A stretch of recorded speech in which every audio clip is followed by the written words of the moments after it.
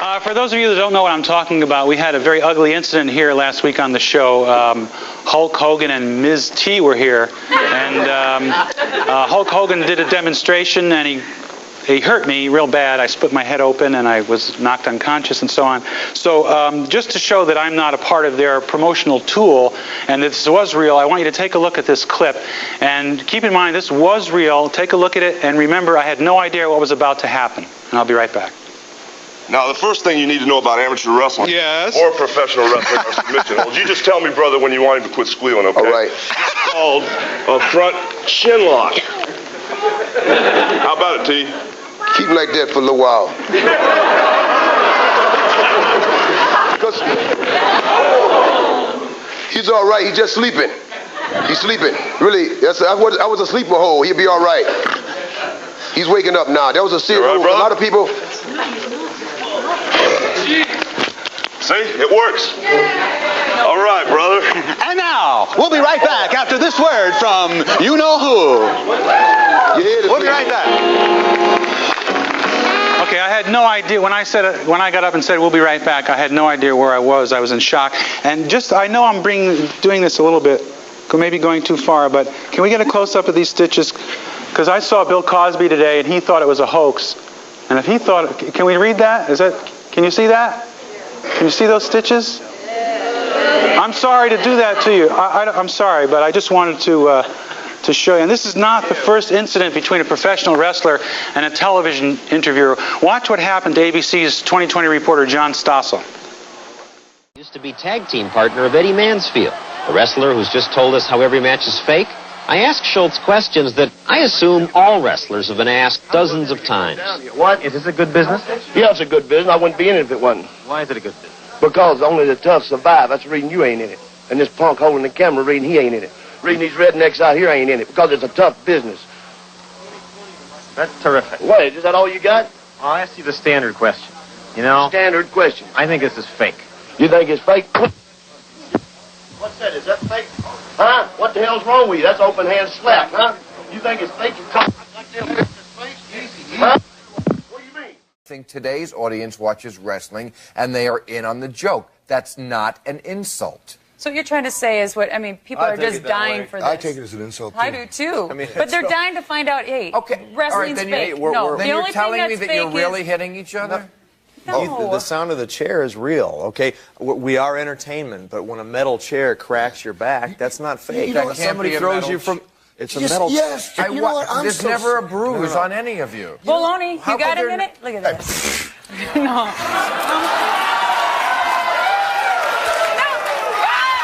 Metal hip.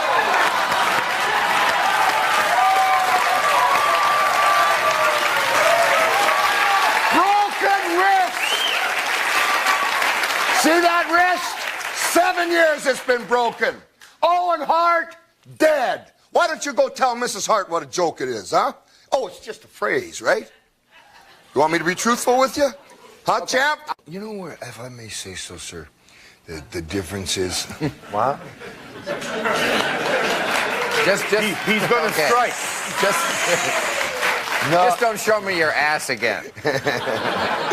Listen, I ain't backstage, man. Yeah. Well, you know, and I'm not dropping my pants in front of other men, but go ahead. Okay. Well, how'd you get the job?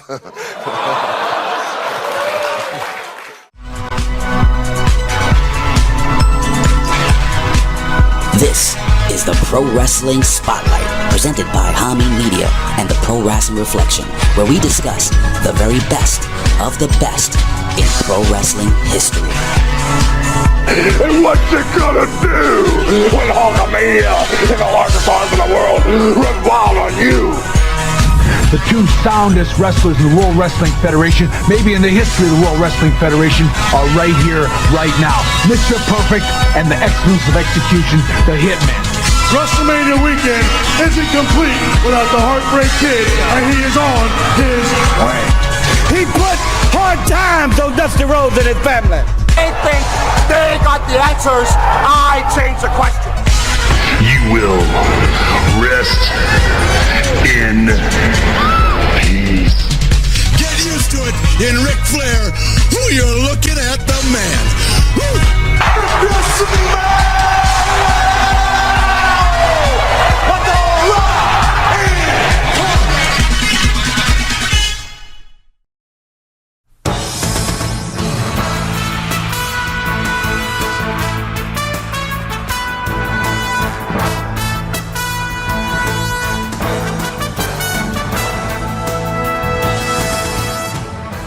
And we're back! What is going on there, Reflectionites?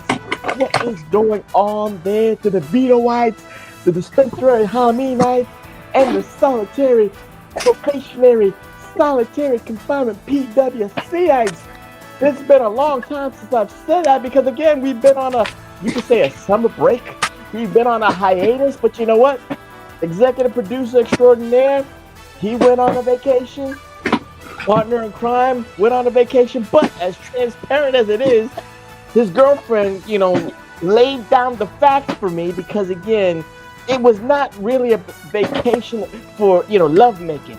It was actually a very business-oriented vacation. She told the professor, like, I don't know what happens in Mexico, but anal bleaching is very popular. They got the materials, they got the chemicals, and you know what? With all the shit that's going on with Trump and the tariffs and the border walls, my man went the other way to get all the anal bleaching stuff, so this way he could bring it back to Detroit Rock City so he can have a year's supply of it. So when he's getting up, and he almost showed his ass to me. What the fuck is going on here? See, I didn't even want to see it, but he did it. It's like ESPN right there. But again, he is telling me and telling you, the Reflectionites, yes, it was anal bleaching. Yes, it felt good, and yes, I got a year's supply. I ain't judging. Anal bleaching, I thought it was, it was supposed to keep your he was supposed to, the butthole had to remain tight and remain pure and remain virginal. But again, anal bleaching is good. So, he's doing a lot of things for his girlfriend. So if she loves anal bleaching, he's got to do it. It's okay. I don't know what color it is. I didn't even ask her. I'm not going to ask him. If he wants to tell us what color the anal bleaching is, I think it's pink with raspberries. But again, neither here nor there. But it is what it is for right now. But we are back. It's the new fall season here at the Hami Media Group at Podbean.com. It's the new fall season of the Pro Wrasslin Reflection. So what's going to happen? We've had 12 that ride strong, like TW says. Has it dwindled down to 7? Has it dwindled down to 6? Has Donnie Day 1? I know he's been so impatient. I don't know he's been impatient, but he's been patiently waiting for episode 200. But we're getting there, Donnie. We're getting there. Just don't give up on me. Don't give up on the professor. Gooch has been waiting. TN Coupon has been waiting. Greenpeace has been waiting. The SNX Express has been waiting. So, it is what it is. But it is the new fall season. And with the new fall season, we are doing a spotlight edition of the PWR podcast here at the Hami Media Group at Podbean.com. Did I stall enough for you? Because you've been looking around. You good now? I found what I was looking for, yeah.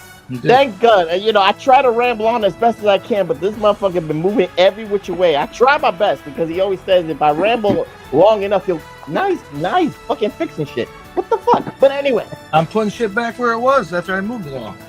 Hey, Jesus Christ. But anyway, it is the PWR podcast, and I must introduce myself because maybe you forgot who I am. Maybe you forgot what I'm all about.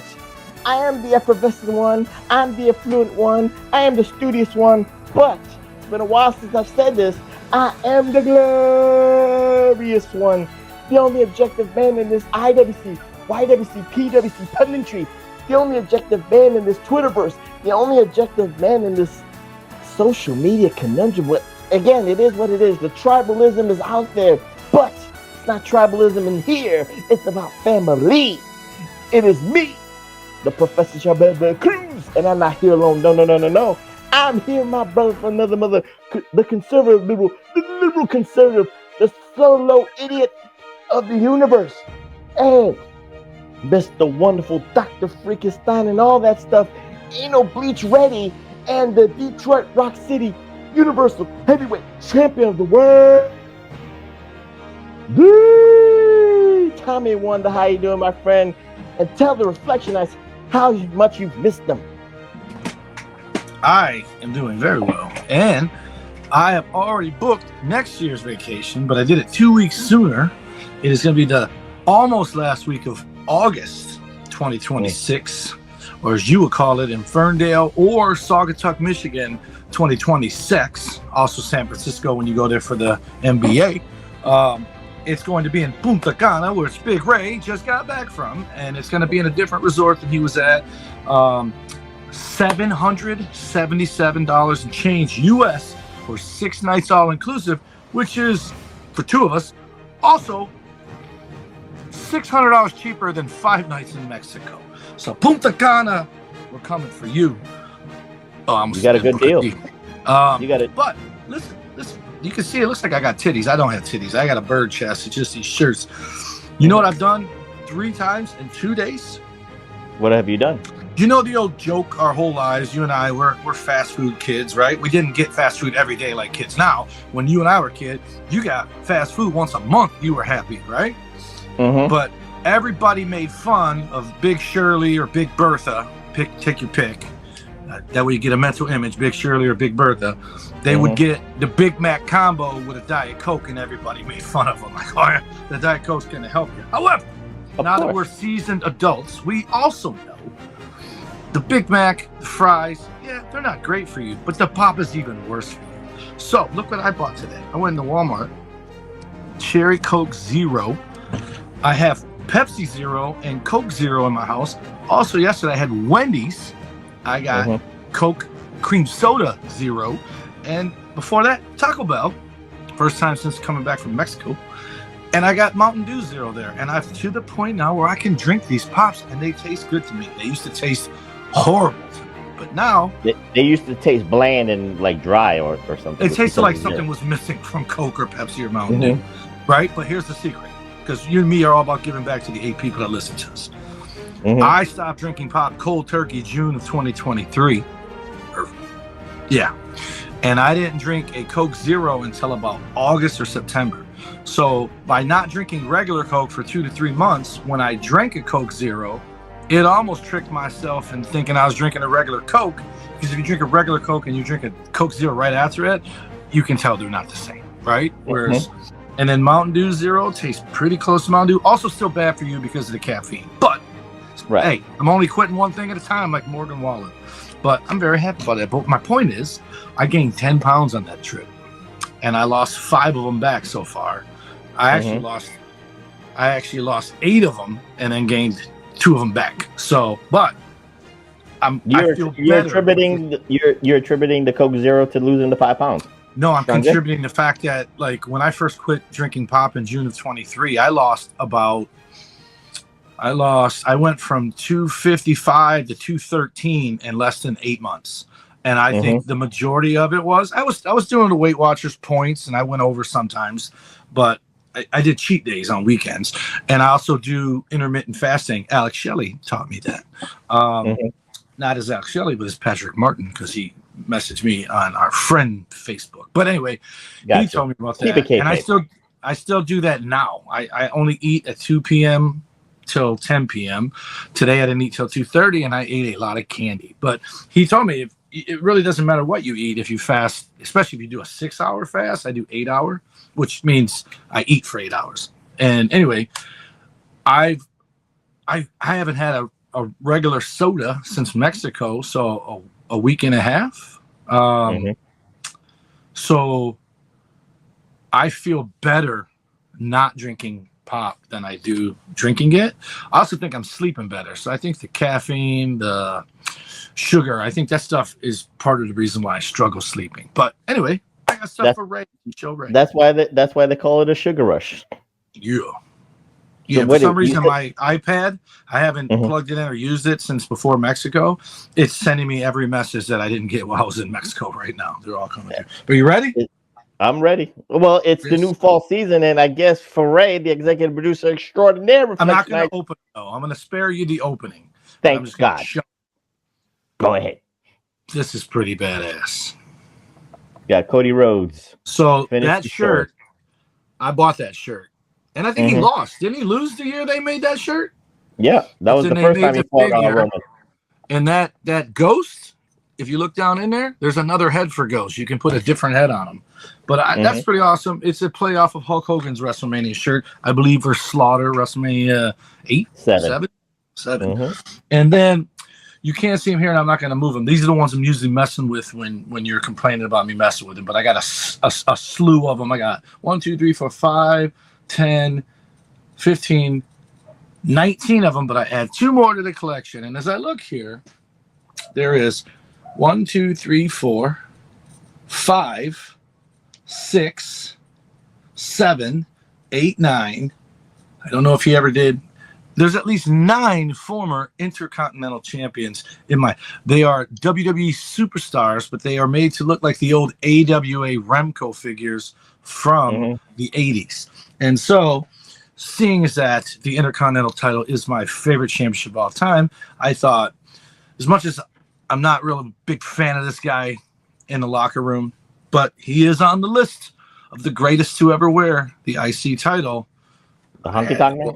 I got the Honky Tonk Man real cheap on Walmart.com, less than retail. Comes with a guitar, which you can also bust over people's heads. But you can't have Intercontinental Champions and not have arguably the greatest Intercontinental Champion of all time. I don't think we've ever had that discussion. But are you ready for the greatest? Yep. Did Eddie Guerrero had the IC title, right? We had an Intercontinental title spotlight. You might not have been on the show, but I don't know if we said who the best of all time were. But anyway, Sean's had it, Bulldogs had it, Brett's had it, Razors had it, Warriors had it. I think Kevin Nash was IC champ. Was it? Yep. Eddie Guerrero was IC champ, right? No, actually, no, he wasn't. Kevin wasn't. He's just tag teaming world. Steamboat was. Rude was. I think Flair did have. Oh no, he was. I'm sorry, he was. SummerSlam '94. He lost to the Razor back. Yep. And he had it while Sean was world champ. No. Oh, and then Flair had one run with the IC title, right? No, U.S. He failed to win it. I'm talking about in WWE. Remember, he came back and he did like the retirement thing. Yeah, he beat Carlito in his last run. You could say. All right. So all these Pop Shango never had it unless he had it as comma. No. So yeah, and Neidhart never had it. Bossman never had it. Bigelow never had it. Muda obviously never had it. DiBiase never had it. Bray Wyatt ever had it? I don't think so. I know the heavyweight title.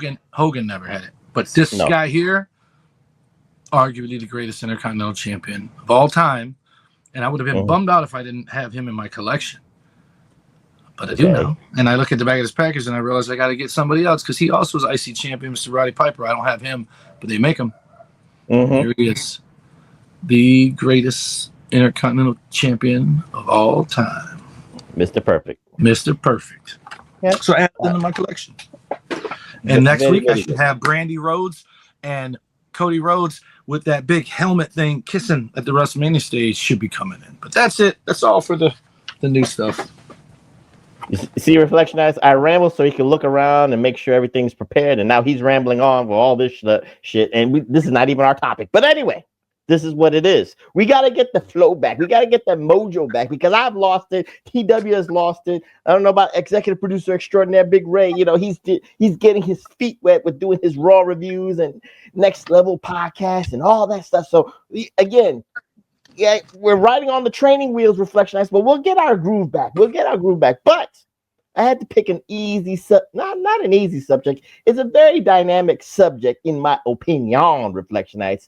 But I wanted to make sure that TW came back from Mexicali, Mexico, you know, and I don't want to burden him with a lot of stuff. So it's an easy topic to talk about. It's an easy subject to talk about. But it's a very dynamic subject because I don't think a lot of podcasts really want to delve into this. But it is the PWR podcast, TW. So we do all these kind of subjects for the Reflectionites. I say the 12, or maybe it's 8. I don't know. But anyway, hopefully the 12 will come back. But this is a very interesting subject, TW, because we're going to do something that, again, not a lot of people talk about because we can talk about the memories about it. But I'm trying to talk about the subject about it. And this spotlight is wrestlers versus reporters, Reflectionites, when the interviews got real, so to speak. When keeping it real goes wrong, just like the Chappelle Show said. So, TW, we don't have to talk about the examples just yet. I will lay out some examples. TW will lay out some examples. But we just talk about the subject itself because, again, in the annals of professional wrestling history, and I'm talking about back in the early 30s and 40s and 50s when television was new, you know, we could talk about Vern Gagne, AWA's Vern Gagne being on TV in Chicago and Milwaukee, you know, doing those commercials. And I think, in my humble opinion, Vern Gagne kind of recruited those Chicago, Milwaukee reporters that kind of was in on the, I'm not going to say in on the joke, but in on knowing what's going on behind the scenes in professional wrestling. They were part of the team. They were part of the team, but they made it look like, you know, again, because Vern was very sports centric. So when a reporter from those local areas in Chicago and Milwaukee interviewed Vern Gagne, they were in on it, like you said, but it kind of looked like it was real. Vern wanted to make it look like wrestling was real. And back in the 40s and 50s, Reflectionites, you know, for the white zealous propagandists, they had Movie Tone News. And Gorgeous George was featured on Movie Tone News. And again, it was very like a 30 to 45-second clip of Gorgeous George in the ring and, you know, the pomp and circumstances, all that stuff. But in my time and in TW's time, we lived through an era where the reporters technically did not respect the craft of professional wrestling, because many reporters first take or first dig at a wrestler, whoever they interviewed, kind of always said the same thing. I think it's fake and all that stuff. So a wrestler had to curl their toes and almost like clench their fists because they wanted to fuck them up, but they had to keep the kayfabe, but also knew the mission statement, if you will. And now, TW, let's just say in the 2020s, the 2010s, with all these podcasts and social media, I'm not saying that everybody respects wrestling. Don't get me wrong. There's a couple of dickheads, and we'll talk about that a little bit later. But you and I can agree, like, the reporters are in on it. They're they're hip to the business to a degree, but they technically respect the wrestlers and their craft and the sport of professional wrestling. So, TW, what say you about this? Because, again, the evolution, you and I grew up when the reporters technically didn't respect them. And now you and I are here doing a podcast. You've seen those, you've heard those podcasts where they interview wrestlers. It's very, you know, respectable and all that stuff. And, you know, the back and forth. They talk about it like it's an art form. Right. Like Chris Van Vliet is a great example of today. Yes. That's the first person I thought of when you said that. Like he's regardless of win, lose, or draw being, you know, predetermined or a shoot, he's still impressed at what they do. First of all, physically, and second of all, probably mostly, is mentally, the roller coaster that wrestlers take people on, right? Mentally. And so the 80s was the excess decade. So you had a lot of, you know, basically the 80s in real life was Jesse Ventura or Bobby Heenan or, you know, those heel commentators. That's what you had for journalists. You had people that were trying to make a name for themselves at the expense of somebody else, if you will. And that's what, you know, basically that's what Jesse did. He's pro heel. So in theory, he's getting the heels over, but that's a moot point because you're not going to get the heels over. You're going to make them more hated,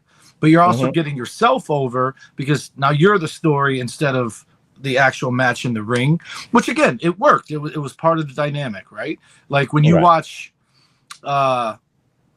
like, I'm not going to pick on AEW because it's been a while. It's been a while. It's the new fall season. Go ahead. I'm not going to pick them because it would come across as picking on them. But when I just watched NXT last night. I didn't even realize it was on last Saturday, and I watched the No Mercy, Ricky Starks and Obafemi. And when you hear Booker T try to be heelish, it's just not the same. It's forced. It's whatever. And now I am gonna bring up AEW. They don't have that. Sometimes Taz, maybe, but for the most part, it's a 3-man team where they're sticking to selling the story in the ring, which I guess that's not ripping on them, but it's almost like they're trying to be NFL, NHL, NBA MLB about it. Well, MLB got in some hot water because of the Mets this past couple weeks. But you know what I mean. They're sticking to the thing. What I think now is basically, first of all, one of these things that we watched, somebody said, "Oh, what an original question," because they're sick of hearing it at some point, right? Like, listen, dude, that's not why we're here. More than likely, they were told don't ask that question, which is why they did it, because they're trying to do that gotcha journalism that got even worse in the 90s. But what they're doing basically is the equivalent if they had Tom Cruise on there and they talked about, you didn't really jump out of that airplane. I know you do your own stunts, but that airplane was on the ground and it was a blue screen and it was a fan blowing on you. Well, no shit, Sherlock. He didn't go up in the sky and hang out of the side of an airplane. You're not going to do that to him. So why would you do that? But TW, just like the Hollywood actors, they got to sell the movie too. So they got to take all those bullshit and that's questions. why they're there. And if they want more interviews, like ESPN is all in on wrestling now, and they have been for quite a while. They interview guys and they have fun with it. They do like the football pre-show where they're all standing there and they act like they're running wrestling moves and stuff like that. And it's fun. And that was puberty. And it comes across as fun. When people watch it, it's fun. Whereas you watch, your titty squirted when you said it was fun. Yeah. I think we should talk about two very famous incidents at the same time, because I think they're both exactly the same, but one guy went about it better than the other guy went about it, and I think they both were stupid for doing it. But here we are, 40 years later, still talking about both incidents. That's what it is, and that's what makes this subject very dynamic and very special, because that's what the PWR does. So with that being said, I'll say this, TW, before we start with the list that I gave you, and probably you have some thoughts of yourself of what you've heard, and maybe podcast or not, but I'm going to pull a curveball on you, because I think you and I, the generation we're from, I think the first time that really the mainstream got a hold of, let's say, the interview segment, if you will, of professional wrestling, where they weren't in on it. They didn't know if it was real or not, but they blurred the lines so beautifully that years later, this particular person didn't even know at that time. He was not even in on it until later, when this certain gentleman died, was the Late Show with David Letterman. Because the first kind of atmosphere, and again, David Letterman was interviewing Andy Kaufman and Jerry the King Lawler. Now, for Andy Kaufman, he was a regular guest on Late Night with David Letterman. So David Letterman knew that whatever Andy Kaufman did was going to bring ratings for his late night audience and all that stuff. So Andy pulled a funny one on Dave Letterman himself, because he wasn't in on it. And he brought Jerry the King Lawler, and short and sweet, Reflection, as you know the story, and TW knows the story, the interview went way left. Jerry the King Lawler got up and slapped the shit out of Andy Kaufman. And David Letterman just looked in the camera and said, you know what? We can tolerate certain things, but we do not throw coffee. And he was trying to keep it light and keep it loose, but he did not know what to do. He did not know if he was going to get pulled off the air by the FCC and all that stuff. So, TW, do you agree with that assessment? Again, David Letterman respected Andy Kaufman's comedic talents. I don't know, and I'm not going to put words in his mouth, because, again, it's just my opinion, because, again, like I said, this is the 80s and stuff like that. There wasn't a full respect for professional wrestling. So David Letterman was just doing this for Andy. I don't think he would even have Jerry the King Lawler on Late Night for any particular reason. I might be wrong. Again, I don't remember the whole listings, the whole guest list of David Letterman during the NBC years. But again, I apologize, Reflectionites. I don't remember everything. The professor, when he gets older, he loses certain memories. But what say you about that? Do you agree with that wrestler versus reporter kind of segment? Because again, they pulled a fast one on David Letterman. David Letterman was not prepared for that shit. Was Letterman live then, or was he taped? Some segments were taped, and then this was live on that particular 12 because o'clock he was night. on after Carson at like 1 in the morning. Yeah. And it was in New York, so it would have been 1 in the morning. It wouldn't have been 10 at night like here. But back then they did that shit live. They didn't care about that shit. Right. And so, if Letterman was in on it, he did a good job of selling that he wasn't, because he almost looked like he didn't know what to do. Like, oh, okay, well, that took a turn. And then the brilliance of Andy Kaufman, which if you watch the documentary, not the movie, the documentary, he went everywhere with that neck brace. That dude was living the gimmick. You didn't see him leave the studio without the neck brace. That dude was in the neck brace until after they had the match, because didn't he wrestle in the match with the neck brace? Several times. And it's actually a beautiful thing, because Letterman is national. Memphis Wrestling wasn't. You would expect this from WWE or maybe even NWA, but they're not going to get on there. And all of it's thanks to Andy Kaufman for happening to be in Memphis whenever he was, and discovering this wrestling and knowing that he could be a part of it, because he couldn't have just walked into a WWE show and done that. He would have been hauled out by security without anyone realizing who he was, right? Unless he called ahead. Officially, he wanted to go to Madison Square Garden, but Vince Sr. rejected the idea. Exactly, that's what I mean. It was the perfect marriage. You got a company that had nothing to lose and everything to gain, even if Lawler, and that's the funny thing, is Lawler was a heel everywhere but Memphis, and he was a babyface in Memphis, and I don't remember, I think Andy was the heel, right? He was. But you do that on TV nationally, there ain't nobody but Memphis side with Lawler, right? That's like, no, that's terrible what you did.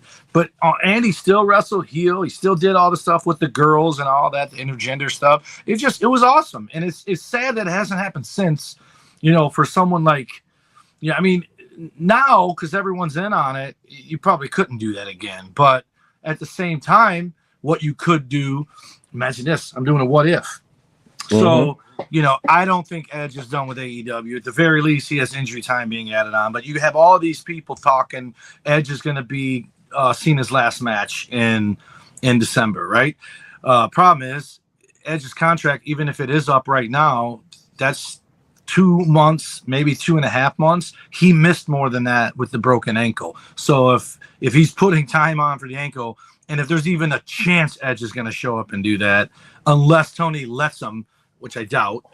He's filming a TV show too, so right, and he's adding injury time, unless they have a nice rapport and he's just letting him do it because he wants to do it.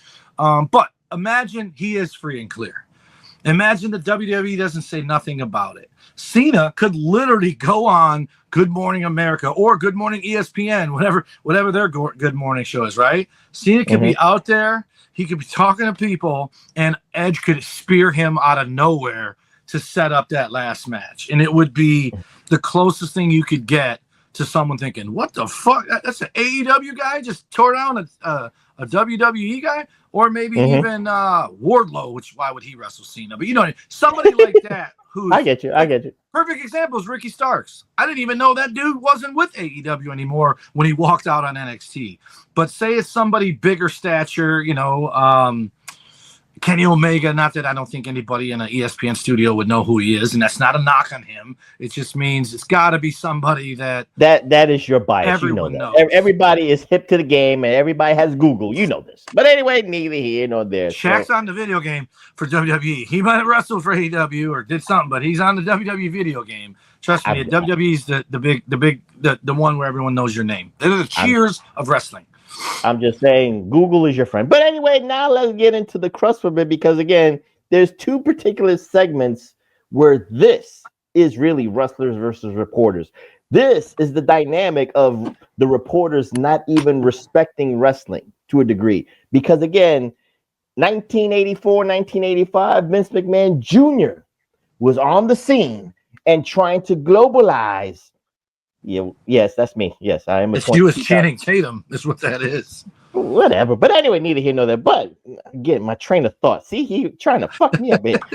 The new fall season. That's what I'm going to keep saying. But Vince McMahon is trying to get WWF globally, nationwide, and all that stuff. He is doing everything. He's doing the trade shows. He's doing the Good Morning America. He's doing the CBS shows. He's doing the NBC shows, Today shows, Saturday Night Live. But if you see the Photoshop behind me on my background, they did an interview a segment on the Richard Belzer show, probably a late night Richard Belzer. Thank you for the ding. But anyway, neither here nor there. Bing, bing, bing.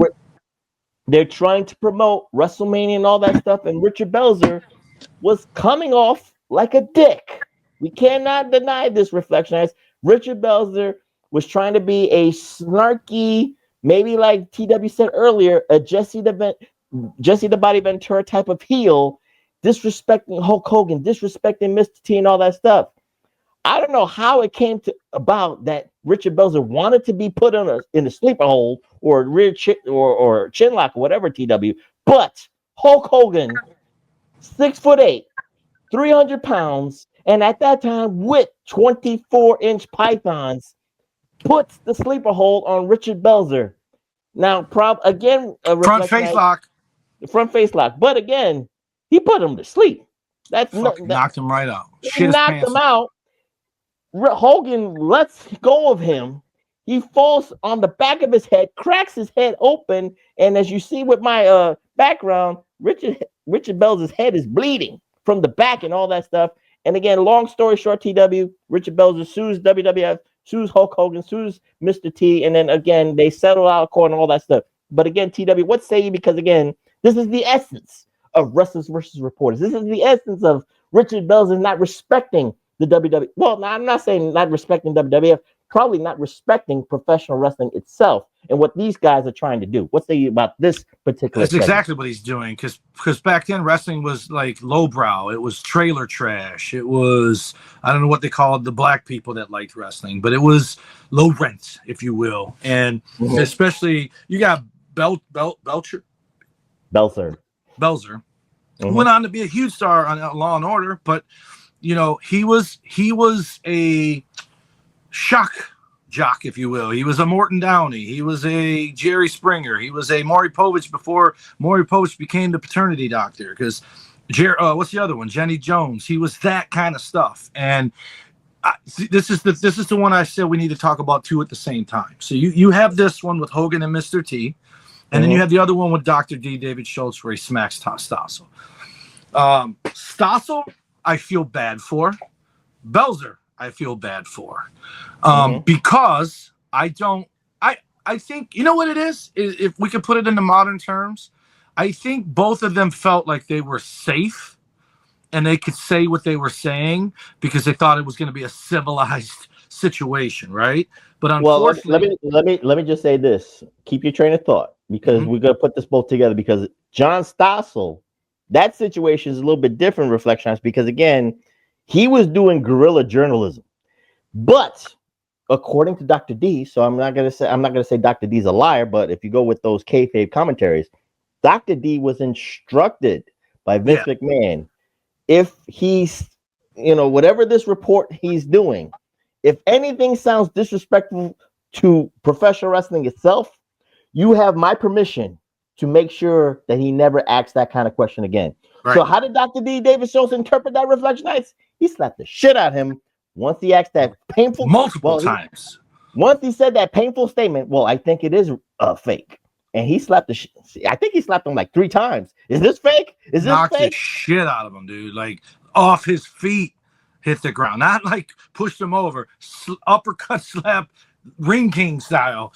And so here's why I feel bad for Stossel. Well, let me just say this. The end result, he had a busted eardrum, a concussion, and again, another lawsuit against Vince McMahon and Dr. D. But Vince McMahon, being the shyster that he was, according to Dr. D, fired Dr. D, David Schultz, for doing what he told him to do. But go ahead, TW. I'm sorry. Right. And Dr. D, so this is my point. This is why I feel bad for John Stossel. Stossel.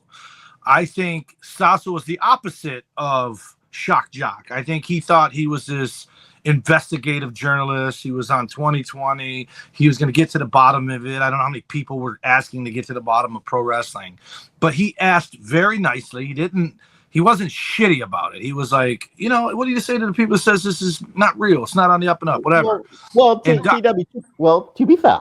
Yeah, to be fair. Remember these kind of reporters, when they do those, they do those, what I call hatchet jobs, when they edit it. Yeah. So he might be respectful in front of Dr. D, But if you saw the ABC News piece, just like Inside Edition, just like a Curtis, where they condescend. They're condescending. But I'm saying, in the moment, I think Dr. D reacts like he was waiting his whole life for this opportunity. That's why I think it was stupid of him, right?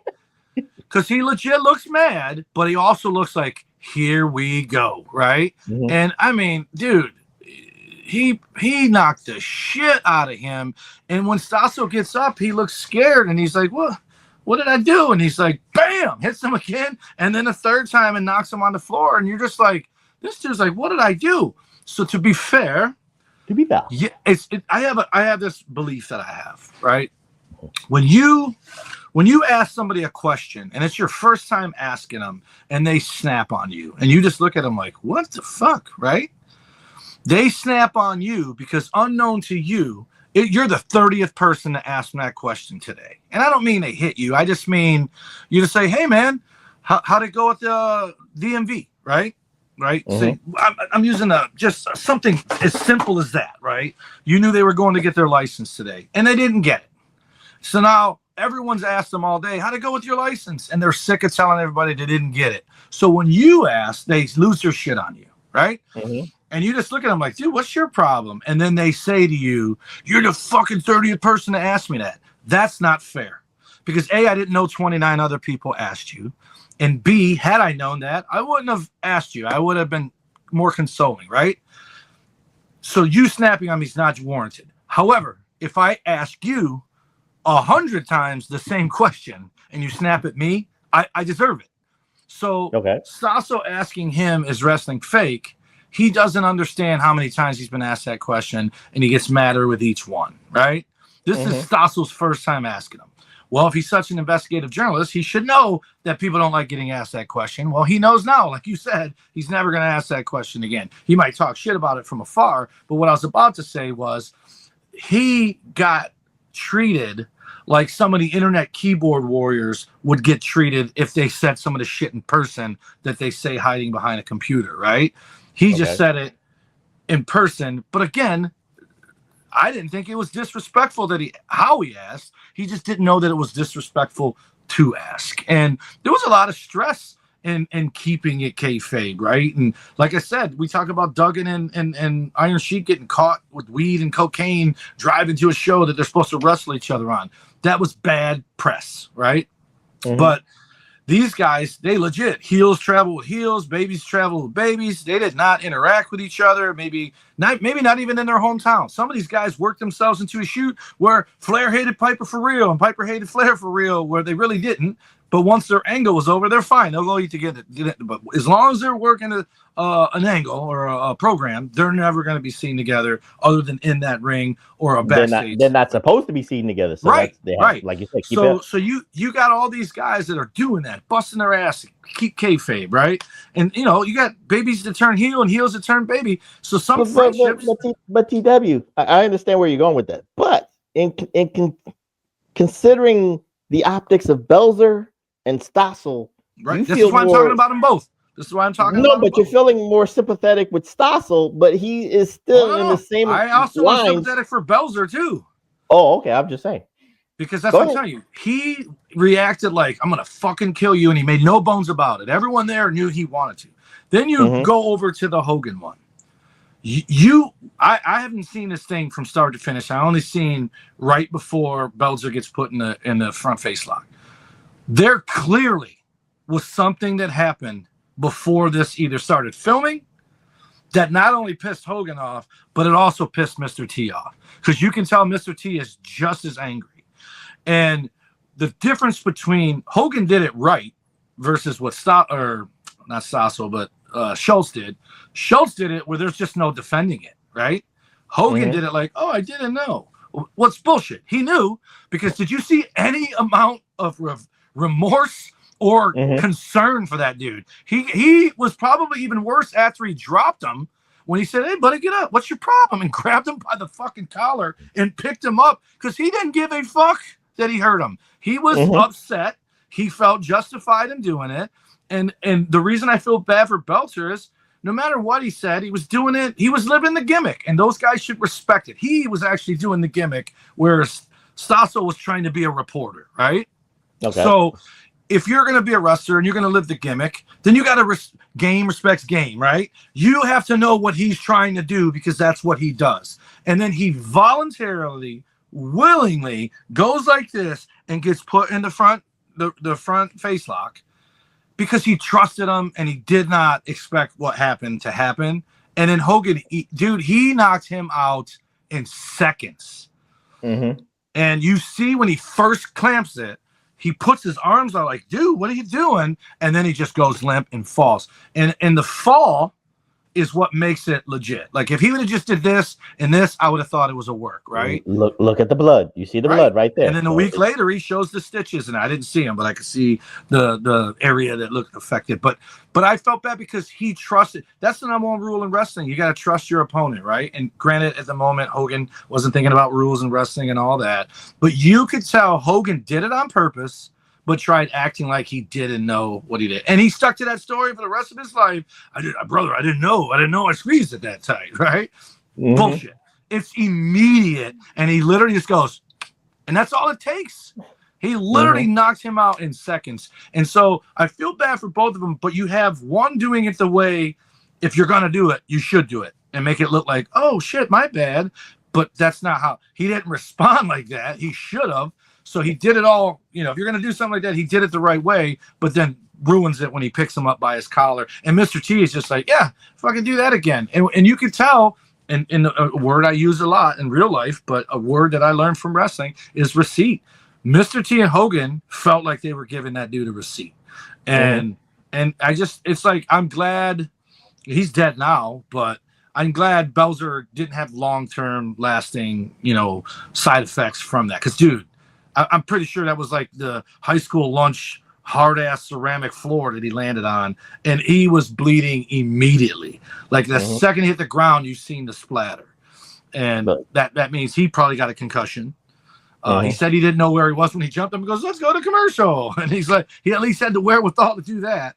But Hogan, absolutely 100%. You can see it right there on his face. He's smirking. He has no remorse for doing that whatsoever. Did he later on in life? Hopefully, but he didn't there. Absolutely on that. Before we give another example, TW, because I want to keep it with at least the Belzer thing, because like you said, he was willing to be put in a front face lock. Now, for today, TW, in the 2020s, the 2010s, if you will, when the wrestlers, let's say WWE, let's say Seth Rollins is going to do an appearance for his WrestleMania match and all that stuff. He does the Good Morning Americas. He does the Today shows, or he does those local affiliates like where the city that they're going to do, right? So what do you see mostly right now with wrestlers doing these local shows? They get their production hands, because the one thing that every production hand gets, at least in the 2020 TW, is a chop. Now, this is prevalent in Mexico. I can attest to this, TW. In Mexico, they chop the shit out of wrestling. It's the realest move. In a shirt. But they chop the shit out of production assistants. But again, it hurts. But they laugh. They're in on the joke. So TW, do you know why they laugh? Because it hurts. No, right. Well, yes. It's a dose of reality. I think I told you this before. When I wrestled, I didn't care, because I started wrestling in '94. I'm pretty sure the cat was out of the bag by then. Right. But I had a mission, and Travis will tell you this. That's why they call me potato. That's why they call me stiff, all that. When I wrestled, especially a renegade show, the stuff that we did, where you're wrestling in a town one and done, right? Those people come there. WWE never comes to that town. You're like, we're in the middle of nowhere, Ohio, middle of nowhere, Indiana, middle of nowhere, Michigan. Places where just WWE didn't go. And if they did go, you had to drive downtown at least 30 minutes to Detroit to go, or even further to the Palace, right?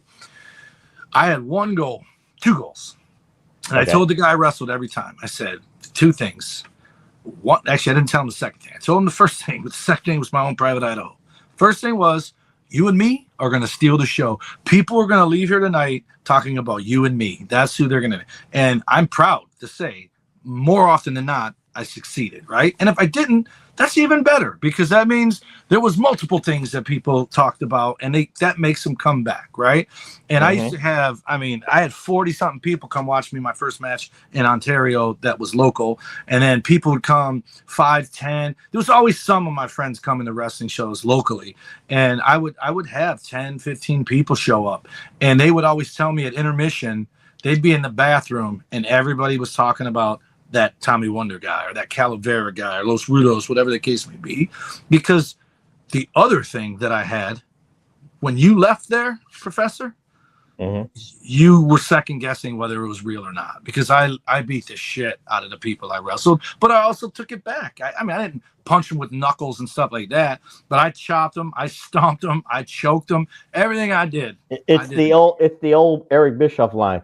I know some of that shit's predetermined, but what I saw right there with TW Calavera, that shit looked a little bit spontaneous. That shit looked a little bit real. Yeah. So. and the reason I felt that way is, as a kid, when you're in denial that wrestling is predetermined, because I'm not fake is absolutely an insult. Sting said it best on one of the other clips.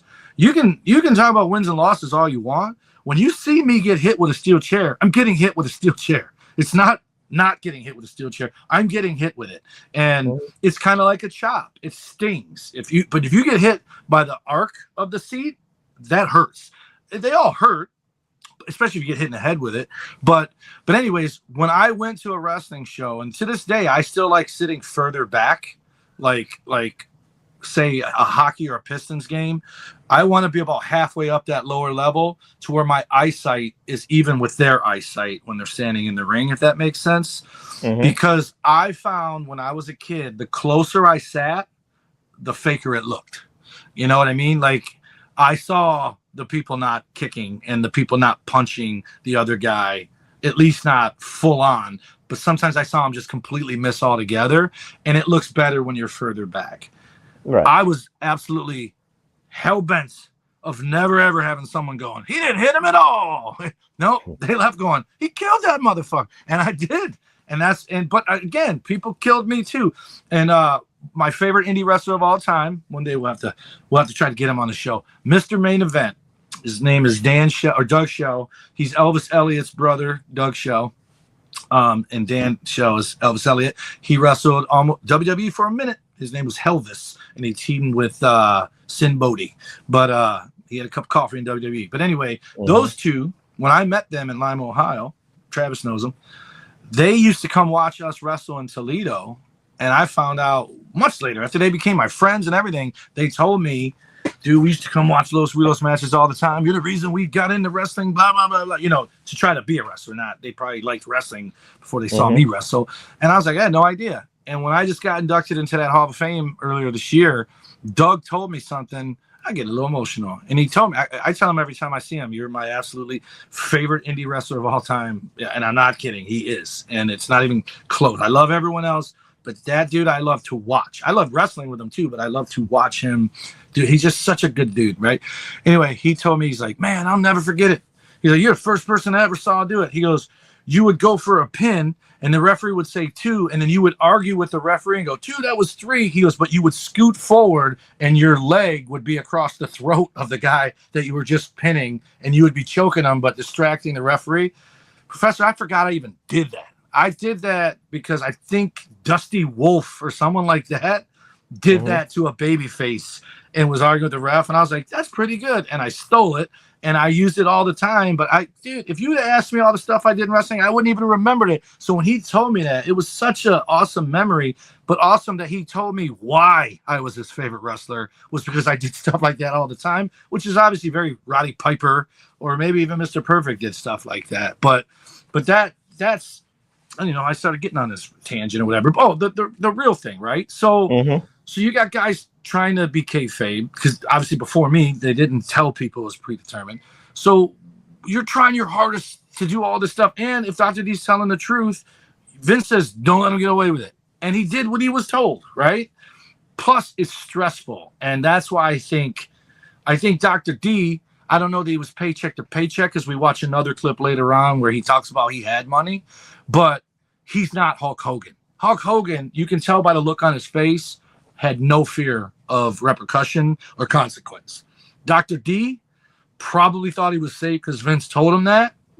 And I believe him because he looks like he has not a care in the world. I don't know about no fear. I mean, with the 80s part, because again, WWF wasn't there. They were trying to get there. No. There's I don't a think he difference. thought he was going to lose his job. I think he thought he was doing something for the business. Again, it could have been bad publicity. Could have went a And it certain was. way. Yeah. No, but it could have went a You don't certain hear way. nobody talking about Benoit. Right. That's the thing. It could have went a certain different way. So again, right now in the 2020s Reflectionites and TW, a production assistant is I don't know willingly, but part of his paycheck is to take a chop from a wrestler, especially in Mexico. So, but they're all in on it and they all laugh about it. So with that being said, TW, let's go with the second. I guess we can combine two at the same time because again, the man, the myth, the legend, Vincent Kennedy McMahon Jr. is very infamous with his interview stylings too, because if he doesn't like a certain question, he will get in your face. He uses an intimidation tactic. He don't like slap people, but he kind of like he slapped the paper out of one reporter. But there's two examples of this, TW. The first one was Bob Costas.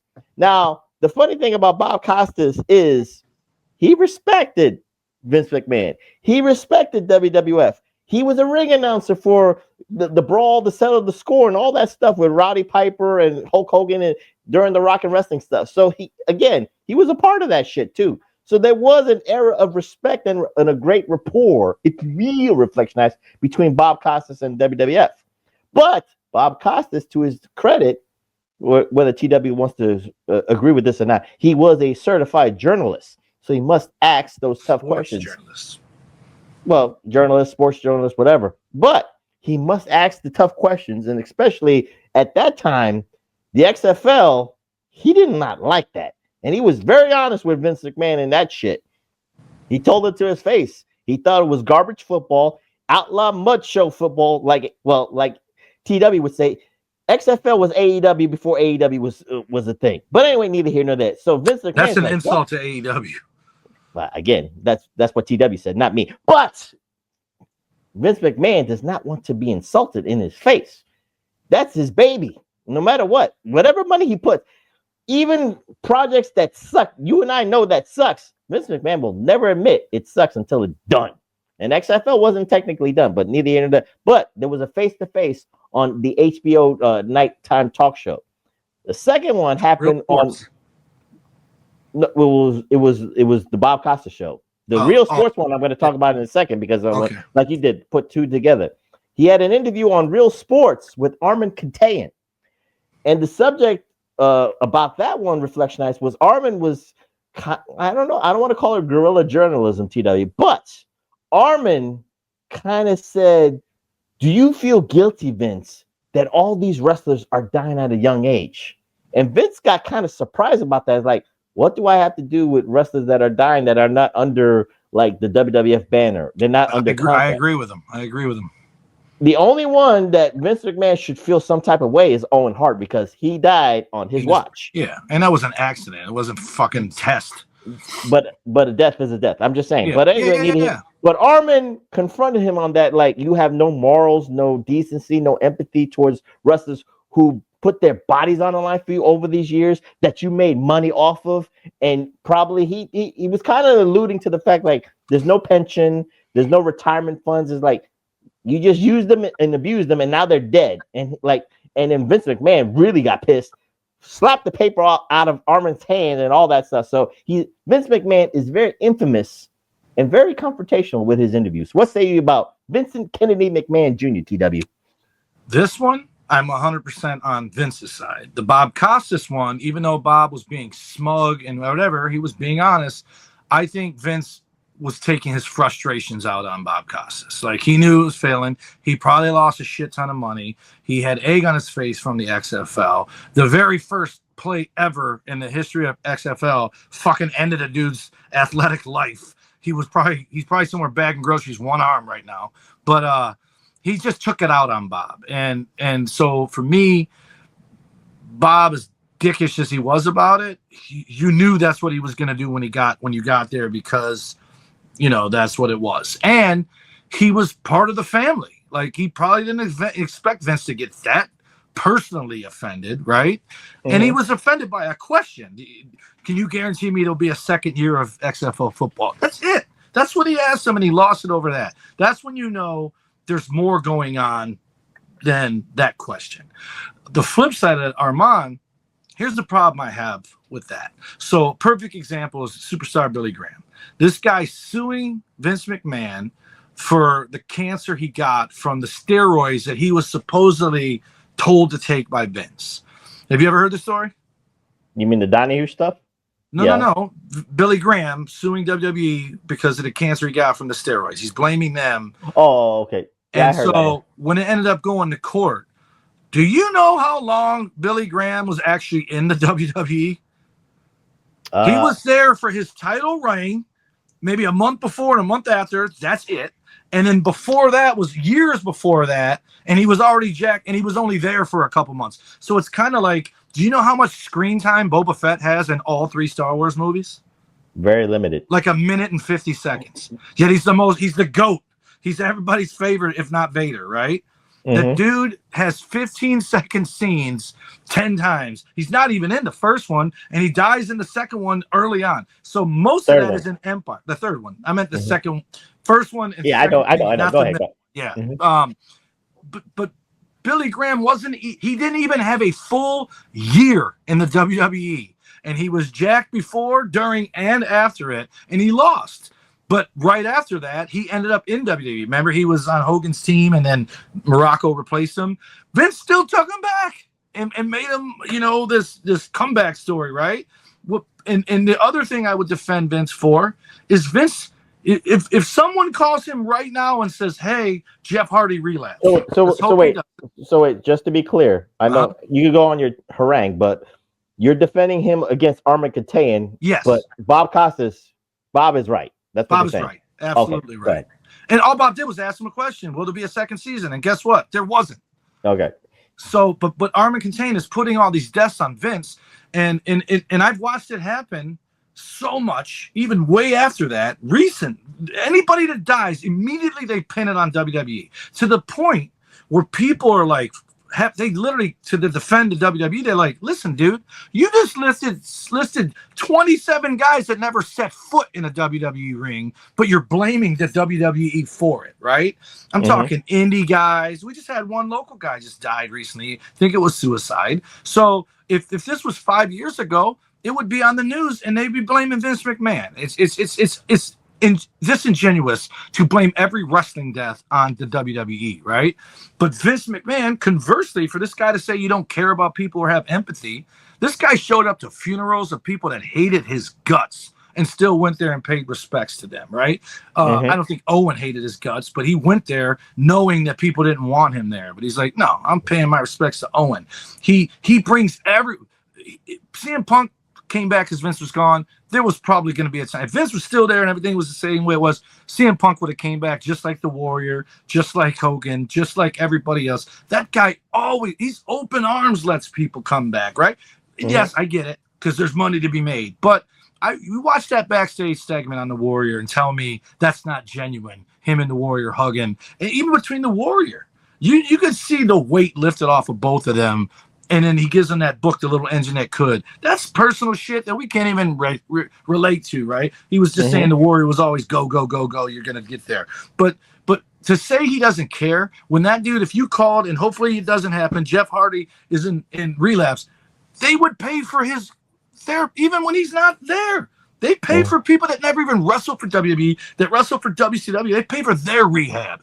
And then they try bringing you back with legacy deals and getting you some money so you can get back on your feet. Guys that have bit the hand. One day Ryback's going to be on a Legends deal, and it won't be because of Vince, obviously, but it'll be because that's the culture in the WWE. If you were ever one of us, you're always one of us. Even if there's bad times, they're going to come back. So Armin, that's all bullshit. It's sensationalism, and it's not fair to blame Vince for people that Benoit worked there when it happened, but that dude's brain was so messed up and long before WWE. That dude was doing the head broke top rope headbutt in Canada, in Japan, in WCW long before he got to WWE and did it there. So I just think it's nonsense to blame him for every single wrestler that ever died. And another thing I was going to tell you is there are people that pull up the number of NFL players that are dead, right?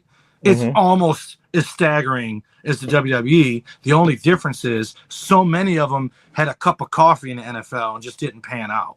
And you just don't know who they are. But look at the ones that you do know. Junior Seau, what's his name just killed himself? Rudy Johnson used to play for the Lions and the Bengals. You got all these guys killing themselves because of the head injuries and stuff like that. And they came at the WWE harder for concussions than they did the NFL. Well, they sued the NFL for millions and billions. So, you know. The people did. I'm talking about the media. The media didn't come after them. They blamed all concussion issues on wrestlers. And then would use Benoit and Owen like he had anything to do with a concussion. He died because he fell from a bad, stage accident. But it's just, I if you can tell, I take it personal because, again, I was in the business and I know there are things that he did wrong and there are things he didn't that he gets blamed for that have nothing to do with them or WCW or AEW. Now, AEW, on the other hand, what's that dude's name? Let's just say this. I know you're going to go on the AEW thing, but I'm going to point something out. Let's put a bow on the Armin Kane and Bob Costas thing because, again, well, more for Armin because Bob Costas, like you said, it was more he's being a journalist asking a legitimate question. So it is what it is on that. With some condescending tone. I got you. But Armin Kane, you can whatever side of the fence you're on, and again, TW, I can see what side you're on this. But again, I don't want to call it the humane side again.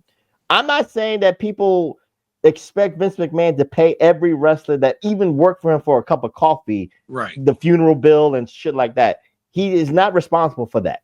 But it is paramount to say this too. You would expect at least Vince McMahon say, you know what, such and such. I don't want to say Owen Hart's name, but Owen Hart gave his years to the WWF. I respect what he did for us. I respect, the amount of pain he put in his body to entertain the millions of fans. He could say it like that. But he was very gravitas on other wrestlers that died. Again, like you said, they were there for a cup of coffee. I got you. And they weren't even employed with the WWE. I think people were wanting, and I don't want to put words in people's mouths, but I think you can understand this. They wanted at least him to be more empathetic to say, you can find a nicer way to say, I'm very sorry for the people that lost it. We should look into this and maybe we could do something for the future generation of superstars. But there's one reason why that doesn't happen. Why? Because he's defensive, because he's being blamed for it. And the second he says anything remotely like he has something to do with it, he has opened the door to every lawsuit that's coming his way. Every single one of them. Even though he had nothing to do with nothing. That dude has been more than generous to people that have ruined their own lives, either through drugs, alcohol, or just the reason I brought up AEW. What's the guy's name? He was part of a tag team. His partner got hurt. Now he's by himself. They've elevated him pretty high. He just wrestled Hangman. Oh, Mark Davis and Kyle Fletcher. Fletcher. Yeah. Kyle Fletcher. I watched him take a move off the top rope from Hangman Page and went, I'm stunned no one has died there yet, right? I don't want it to happen. But that move is so careless. And one thing, if you watch these guys in AEW, when they do moves that they've done 100 times, some of them do it 100 times in one match. But when they do it very nonchalant. They don't hold them tight, just tighten in. And the move is where it's kind of like, it looks like you caught him halfway through a sunset flip, and then he does like a pile driver. Hangman Page did that to Fletcher off the top rope to the ring. And of course he kicked out. Let's not forget that. And I just thought, I can't believe these fuckers haven't died. Then a clip is going around now because they just wrestle each other again. He's wearing all pink. He does it off the apron to the floor and kills him. Just absolutely. The dude's head hits first. He crumbles up. Hangman lands on top of him. And from what I'm hearing is he's actually hurt. And all I thought is, how do you take that move twice when you know you should be saying a prayer after the top rope one didn't end you, and now you're going to do it on the ring apron to the floor and probably think, oh, it's we'll make fun of AEW and wrestlers and moves. My point for bringing that up is much like Owen Hart falling from his death, whether it was an accident or not, I believe it was. That's on them. They have to compensate Owen's family because it happened on their watch. AEW, the day's coming where someone's getting crippled or dead, and AEW will be to blame. But if somebody watches AEW, and maybe they got booked on there to do a job, right? Like, what's the tag team that goes on there all the time? Not the Blade Runners, the Outrunners. Not them. They're there. The other team, the Sling Blades or some shit. They're two, like, one dude looks like Rusev. They got the Blade and the Bunny. No, not them. They're old. The two people, they formed something with Karrion Kross over the weekend or whatever. They're doing. Oh, the Righteous Brothers. Not the Righteous, but no. I know what it was. One of you guys posted on the thing. Pick one of these four. Where do you want to see them sign? And there were two guys that were a tag team, right? They've been on there and they've done jobs. If they then go to an indie show and try to do the shit that they seen AEW guys do, and they cripple somebody or break their neck and hurt themselves, that's not AEW's fault. That's their fault. You don't then blame it on AEW because they wrestled there twice. You blame it on them in the bingo hall in Wichita, Kansas, that booked them and let them do shit that made somebody get paralyzed. You can't blame AEW for someone copying them.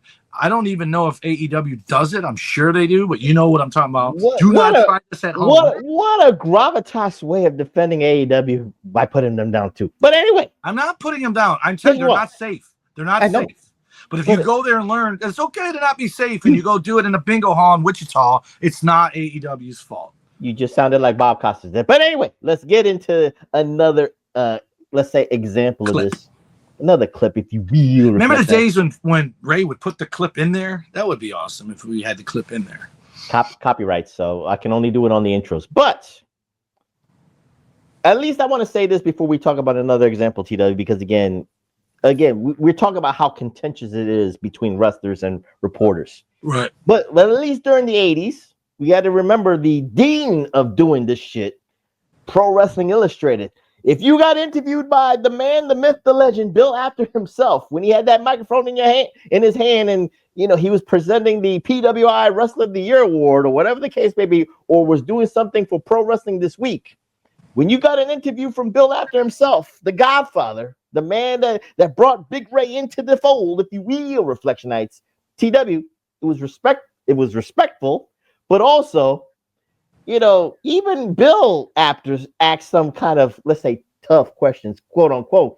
But the wrestlers knew where it was coming from. They knew it was a storyline. They knew it was part of the gimmick. It was part of the gimmick. But that was the only time in the 80s where you saw on TV. Is there a flyer or something that you're looking at? No, these fucking lights. When my power goes off, the ones that used to flicker all the time. When the power goes off and it comes back on, they turn on, and now my remote don't work. So I'm looking to see where the fucking thing is. It blinded me. Oh, God. I didn't mean to do that. But I just wanted to at least give that example. You agree with that? With Bill Apter in the 80s, it was fun interviews. It was respectable interviews. But that was the only legit interviews. Because if you got interviewed by Bill Apter, no matter where you was, WWF, NWA, AWA, if Bill Apter was there, it was everywhere. That was big. Apter introduced so many people to so many wrestlers. I just off the top of my head, I forget what he was called in WCW, but in WWE he was Man Mountain Rock or whatever. Max Payne. I learned about from Apter Mags.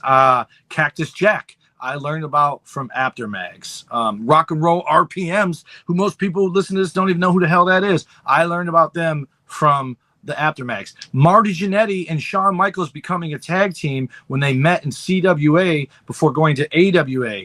I can picture it, everything. Marty outside the ring, and it says Marty Jannetty, young up-and-comer, finds other young up-and-comer, forms a tag team. And then, boom, there they are. A lot of AWA stuff I saw from the Apter Mag. So if Apter did it, he's clearly on the team, and he's just trying to generate buzz. He's not going into business for himself, if you will.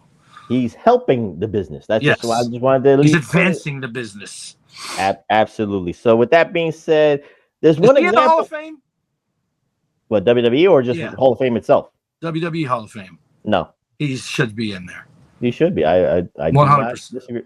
100%. I do not disagree with that. Maybe Triple H will make one of those amends that Vince McMahon never did. But anyway, we have to talk about an international incident, TW, because this particular person could have been in a Kuwaiti jail for the rest of his life if Bruce Pritchard and fucking Jack Briscoe did not do their due diligence and get him out of the fucking country.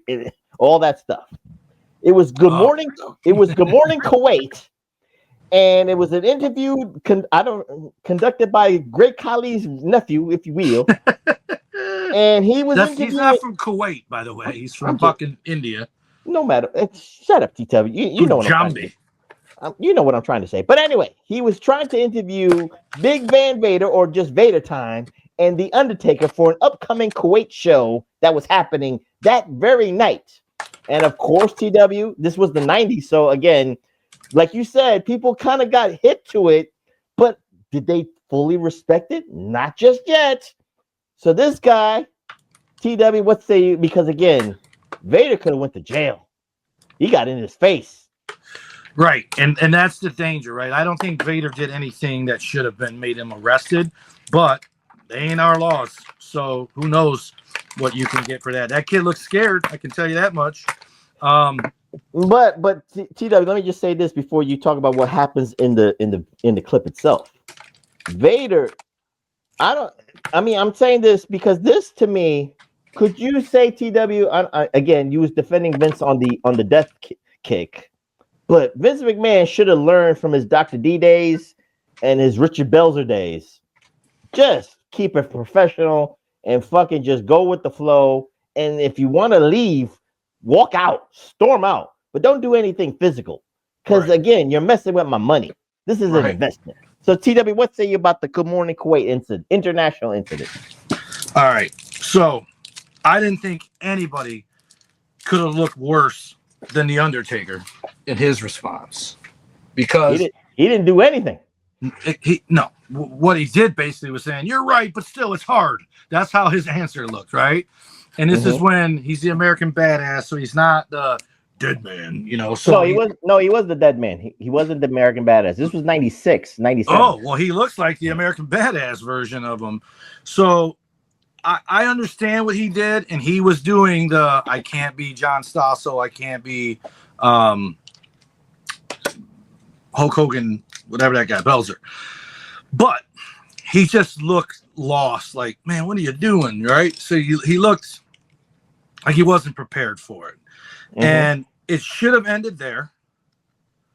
But the fuck, man. But it didn't. And Invader had to restart the shit up after it was already done. And all I thought is, dude, let it go, Vader. Like, why are you making it worse? And sure enough, he had time to cool off and did not cool off. So if anything, Vader, he's lucky. He absolutely is lucky that he didn't go to jail in Kuwait or whatever.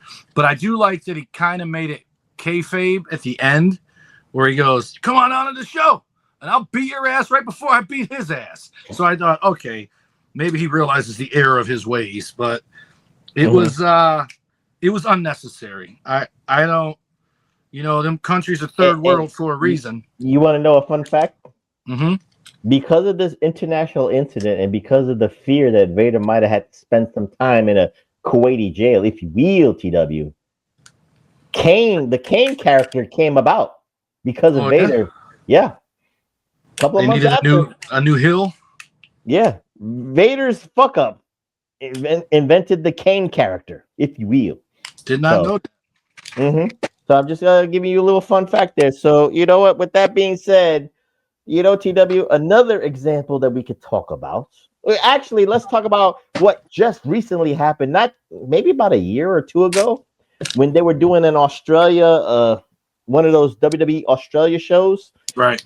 Grayson Waller himself was a little bit perturbed by certain people in an Australian Good Morning Edition show. TW, again, I keep saying this, that by the time we get to today, both sides are in on the joke, if you will. Right. But if you trigger me, I'm gonna trigger back. So TW, what say you about this? Because again, I'm not gonna say who's in the wrong. It's just it's kind of funny that at this time we're in the 2020s and this still happened on this particular show. What are you building, man? This is a show. We're doing a show. He looks like Andy Kaufman. Grayson Waller's an idiot here. LA Knight looks stunned, but he's smart enough to know, all right, we need to wrap this up. And he stays kayfabe and says, what, you want me to do one of my moves? He goes, that's not going to end well for somebody here. But that dude getting up and acting like he wants to fight, and ironically enough, it was a stagehand, like you were saying earlier. And Grayson Waller just looks way too offended. Only thing I can think here is he probably thought, and it's probably why he was the guy used, because he's not exactly over at that point. He's still not, but he's a heel.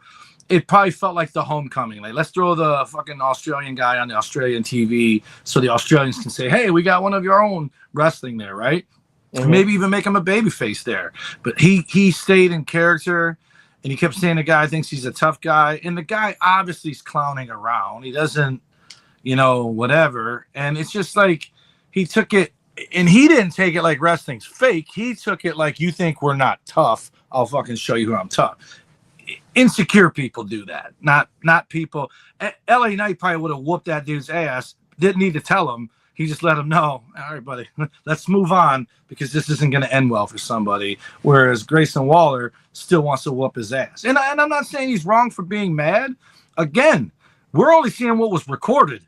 There might have been other stuff that happened way before. Maybe that guy said something to him earlier. I'm going to come out there and threaten you. And he goes, don't do it. And then he did it. We don't know. That could have been what happened, but it was unnecessary. And if anything, I think it would make people at home watching it not want any part of it. Just like, I don't want to do anything to do with that.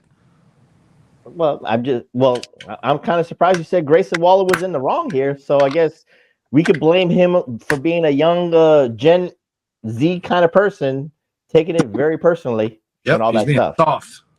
And then you got a production assistant probably trying to be in character. Could you stop building, man? Please. Hate this. I'm gonna glue this guitar. You waited all this time for the new fall season to actually try to do this when you could have done this like a day ago, 2 days ago. But no, you got to do it when I'm hitting the record button, Reflectionites. He's disrespecting the host. What's going on here, Reflectionites? I thought it was going to be easy in this fucking...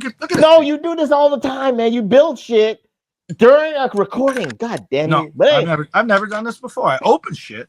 I never tried build nothing. That is not true. I just go back to the archive. Kyle Peterson is one of my favorite action figure collector guys on YouTube.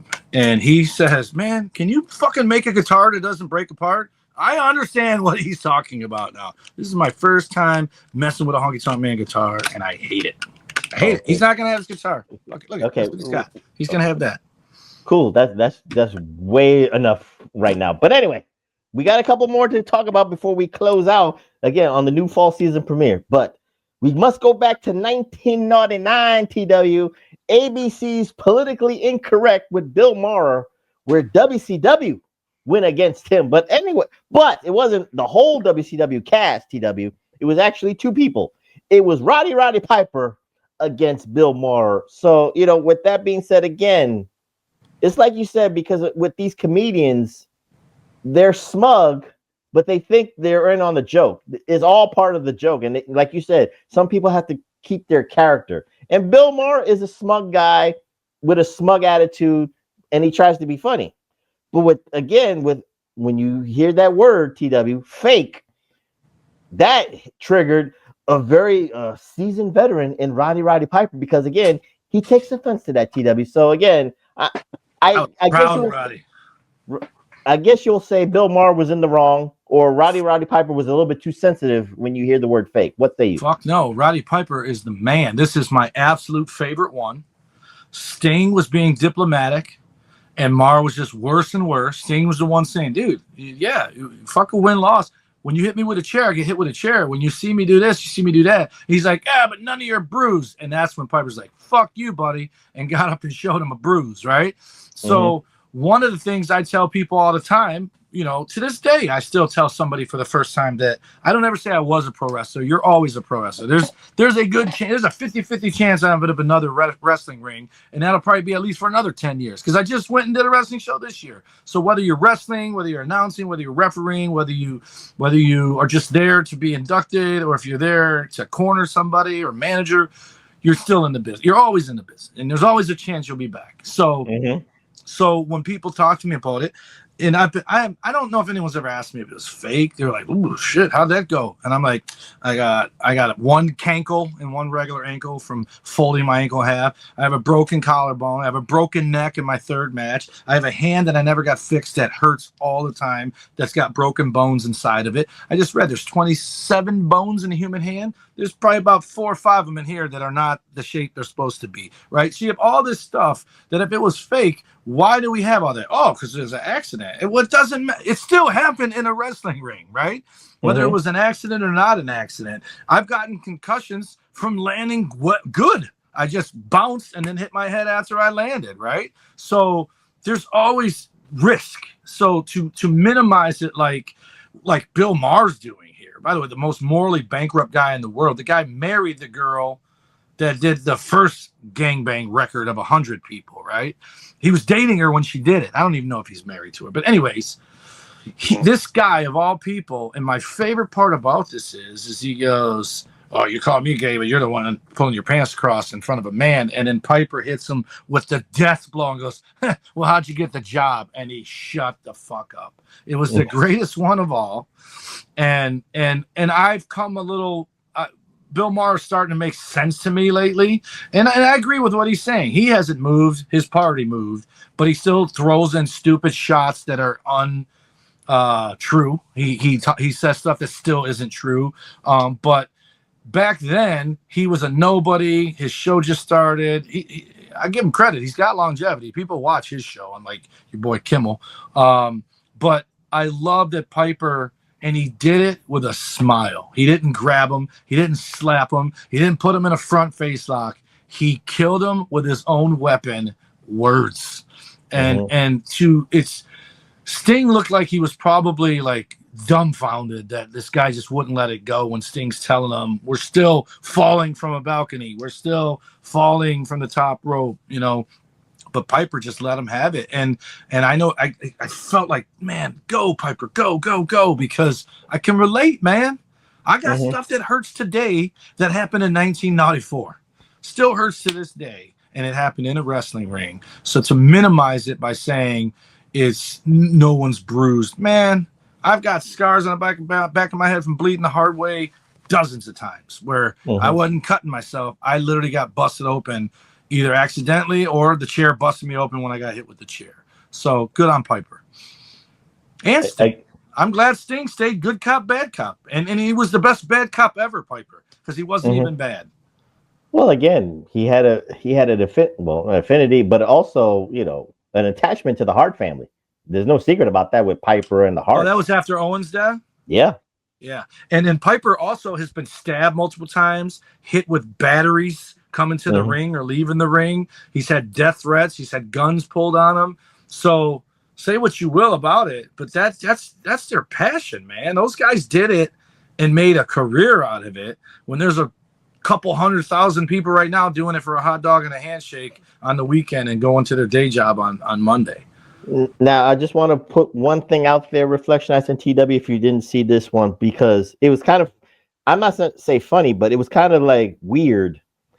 It was in the confines of a WCW show. It was in the confines of, you know, the WCW bubble, if you will, TW, because a couple of weeks after Rick Rude's death, WCW did a backstage, interview segment with Mr. Perfect.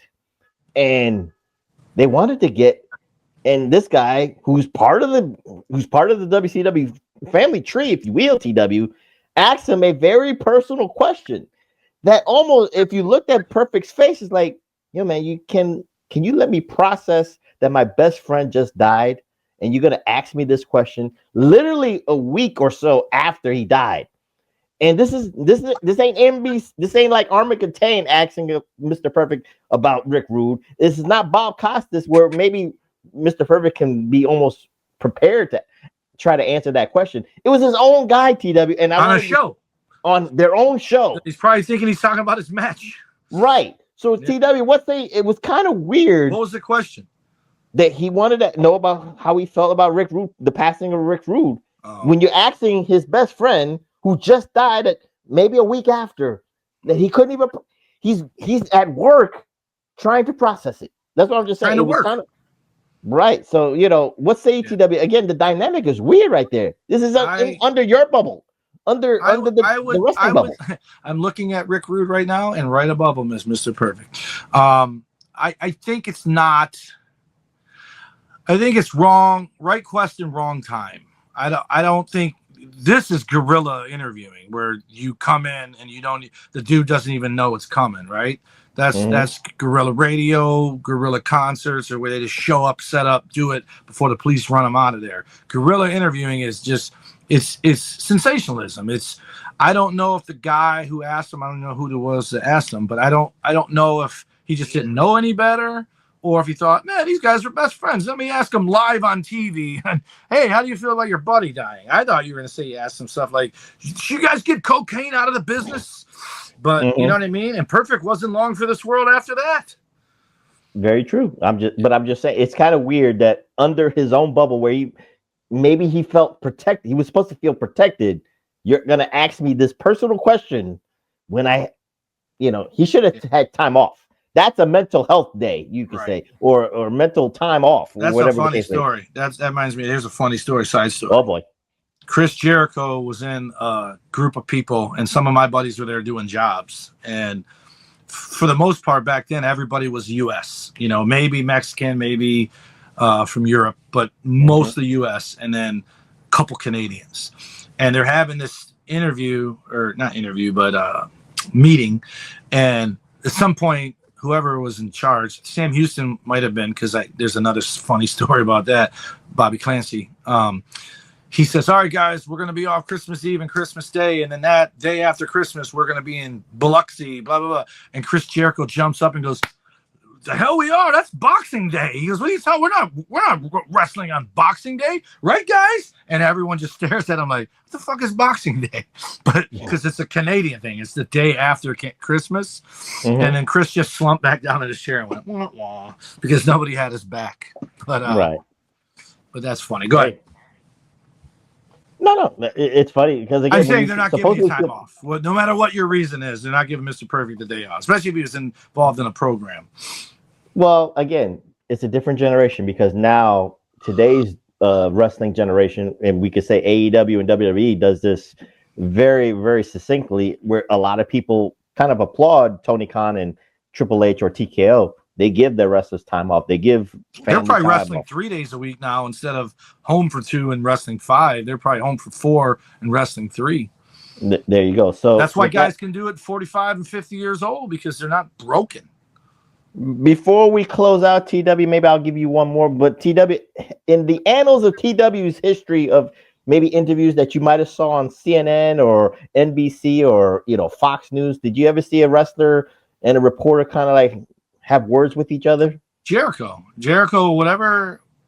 I don't know if it's that guy where you watch it and it's the red line goes around. He's British. I don't know if it was him. Pierce Morgan? No. It's a wrestling guy. He's like the England's version of Chris VV. That off the record guy, the Michael something. No, that guy's an asshole. The off the record guy is Canadian. This guy I'm talking about looks like Noel from One Direction. He's the blonde kid. He's chubby cheeks. Looks like a little Dolph Ziggler, or not Dolph Ziggler, but like. Funny enough, CM Punk actually with the off the record guy from Canada, he ranked him too. So yeah, I just wanted to say that. Go ahead, TW. I'm sorry. Yeah, that guy's an asshole. That off the record guy. But this guy, I don't think it was him, because he's more of a friend of the business. Not he does those shoot interviews, and he does. Paul Lee does them all the time. He's done one with Brett. But anyway, Jericho goes. Ariel Hawani, you're talking about. No, that's the Arabic guy. This dude's a fucking Gerber baby blonde white. No, he's the guy that interviews Paul Heyman and Chris Jericho and types. Ariel Hawani. I know who that is. He works for ESPN now. He's not the guy. Who's he the also guy does then? hockey. This dude is a white dude with blonde hair. Looks like a Gerber baby. Oh, Jesus Christ. I'll find out who he is. I'll see him. He sounds Scottish or Irish. I don't know which one he is. But Ariel Helwani is. You'll find out. Go ahead. Ariel Helwani is from Canada. I know who that guy is from BCW. Same thing with the girl that just married MJF. She's from BCW. So what did Chris Jericho do? He goes, and it wasn't heated, but he was trying to explain to the guy, like, he goes, I think the question was somewhere along like, well, now that it's out of the bag, why do people still get mad when it's called fake? And he goes, because it's such an insult. He goes, it basically just belittles everything that we're doing. He goes, we're taking calculated risks. We're falling off of this. We're falling off of that. Even if it's props and all this stuff, things can go wrong. Ask Owen Hart. Oh, you can't. He didn't say that. I'm saying that. But it's such to call it. That's why, like, predetermined is a better word. It's not really the perfect word, but it's better than saying fake, because there's so many guys with so many, they call it missed man games in hockey, like how many games they missed to injury. There's so many wrestlers that were out for 13 months. Lita, Edge, Austin, Angle didn't want to be out, so he did the experimental one, was out for 2 months instead of 13. So many guys get hurt, and then they bust their ass to come back and do it again, and some get hurt again, like AJ. AJ come back from an injury and then gets another injury. It's like, you're not getting any younger, and these guys, especially like AJ's a perfect example. This dude's 45 or more. The guy still does that springboard Superman elbow or whatever, the flying elbow, whatever he does. It's so pretty every time he does it that you're just like, how is he still doing that at 45? Like Logan Paul does some pretty awesome stuff too, but he's 30.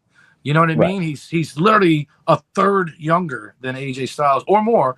But these guys, they're just so good at it, and they're so good at taking you on that ride. If you are willing to suspend the disbelief, you are going to enjoy it. Because it's no different than going and watching Independence Day or a Jason Statham movie. You're watching it, John Wick. You're watching it to be entertained, and if you're willing to be, you will be. But if you're looking for reasons to not like it, you can find those too. But to call it fake is such an insult. It's even if you don't mean it is an insult. It's kind of like the word police with so many words now that people get upset by, where people are like, I didn't mean it like that.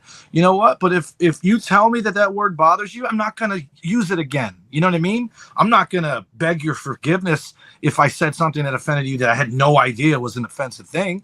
You look at it as a teachable moment. You teach me. So nobody needs to hear, wrestlers don't want to hear the word fake. Everyone knows it. So when you bring it up, you be ready for whatever response you get from it. Be ready for the ass whipping. So yeah, because you asked for it. Everyone has made it abundantly clear. Nobody likes that word. I personally am different. I wouldn't slap somebody for it. I would do what Piper did. I would bury them with their own words, if it even bothered me at all. But I know one thing. One thing I pride myself on is when it's blatantly obvious someone thinks they're going to upset me by saying something to me, you're never going to do it. I'm going to laugh at you because you think I'm going to give you what you want and make you feel awesome because you predicted it too. Sorry, buddy. Words don't hurt me. Now, if you touch me, if you touch my family, you touch my dog, it's just going to be some repercussions. But you're never going to egg me on with words, ever. So any reporter that touches TW's dog is in for it. So with that being said, we got one more TW, and it's the MVP, Dr. D. David Schultz, who makes an appearance on the Morton Downey Jr. show. He didn't slap Morton Downey, but he slapped a wrestler who nobody even knew. He didn't slap him. He got in his face and begged him to do something because he said, I'm not going to slap you because you'll sue me. But it's just funny shit. But he did it on the Morton Downey Jr. show, and Morton Downey, again, he was smart enough not to really say it was fake. He tried to respect Captain Lou Albano. He respected enough of Dr. D. He minced his words. I'll say this: Morton is in the Hall of Fame. Morton is in the WWE Hall of Fame, the celebrity wing. Well, I think when he died, they put him. They put him in when they were in New York. Isn't he a New York guy? Well, the show was in the tri-state area, but I think when he died, they put him in the South. Yeah, but he's in the celebrity wing. I'm certain of it. Maybe it could be a man. I want to say something when we're done talking about the shitty interview, guys. I just want to say something after that. But I just wanted to give credence to Dr. D being what he is, a man of his word. So this is after the Stoltz thing, too, right? Yeah, this is like 1988, 1989. And I love this is where I 100% back Dr. D. David Schultz. I don't necessarily like how he bullied that guy. Because that guy got on that show somehow, and I don't like that. He's a wrestler that no one knew. I didn't even know who he was. Still don't know. It's not like it was Jim Powers or Paul Roma as job guys. You know what I mean? If it was 88, they weren't jobbing anymore. But I like what he did. I just don't like how he did it to the guy. You know, the guy was like, dude, I'm on your side. Like, why are you attacking me? I think Dr. D, and I'm not putting, again, this is just my own opinion because, again, of years of trying to, not being a conspiracy theorist, but knowing behind the scenes shit. I think Dr. D saw this guy who you and I don't even know. Again, I'm the professor. I think I know about 80% of the people that I've seen for the last 40 years, but I didn't even know who this motherfucker was. But I thought he was a lawyer. I think no, he was a wrestler. He was a jobber, whatever. He was a indie world travel wrestler, whatever. Well, that's what Morton said. I think Dr. D looked at this guy like a plant. He was a plant that Morton Downey paid him to say a lot of disparaging things. Because Captain Lou even looked at this guy like, I don't even know who you are. Right. I don't know what this is. And Dr. D, go ahead, TW. I just wanted to. What I think Dr. D did here, because this is what I surmised from the conversation. I think that dude was trying to talk shit for a union, for a pension, for insurance, and we lay our bodies on the line. And Dr. D's like, fuck you. What do you lay on the line? You're crying up here about that? He goes, I've been everywhere. I've been on top in the AWA. He goes, I got kicked out. He goes, but I always had money. And he was right. If you did it and you did it good, you had money. These people who try to get the union and sue and all this stuff, they all blew their money. That's what people don't want to talk about. This wrestler did not have money. We kind of know this. Right. But Dr. D said, I had it. Right.